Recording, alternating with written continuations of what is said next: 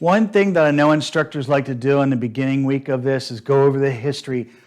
I'm not going through all of that. You don't want to know. But the one spot I am going to go through history is what operating systems have been there and gone and kind of come back and everything else like that. It's actually really important because of Unix is not the same as Linux.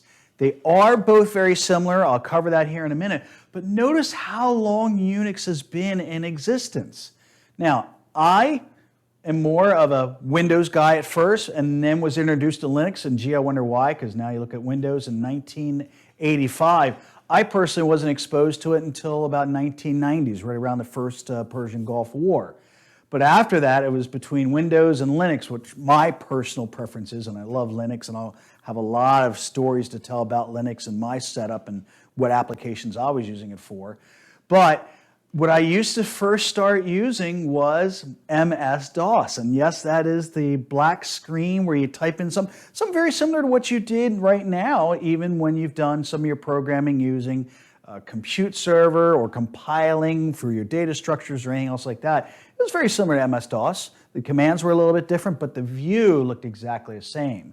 But again, from here on out, Windows was the biggest item because it actually, instead of just worrying about text, it was pictures. And those pictures, as long as you clicked on it, that you and I take for granted now, those were the ones that created, or sorry, I shouldn't say created, but would then follow through with the different commands instead of having to type it up.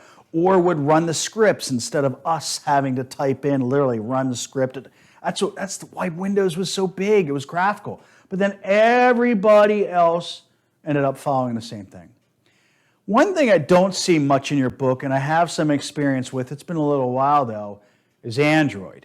Android's right there at the bottom there. I believe that's what it says. It's hard to see with a black background, but it's from 2008 to today. Android is a whole nother beast, and it is very, very important. I don't see much in the book about it, but it is something that we can discuss personally. Be happy to, but that's another OS that's really, really important that we should also discover as well. So if you have a chance of taking an Android class in some type of elective, I would highly suggest you do that because that's a whole nother ball game on how it operates and interacts with the phone and the features in the phone, and a lot of programming as well as that. But all of these neat items that are here, again, there's Java OS, BlackBerry, I can't believe that's still alive. I had a lot of, and then by the way, for you Mac people, there was Mac OS, and then guess what? Where's Mac OS over here? So I'm curious I'm not a Mac guy. Macs, what happened there? Not get enough money? But anyway, my bias is coming through. I at least wanted to show you some of the neat stuff about timeline, and that's all I'm going to do.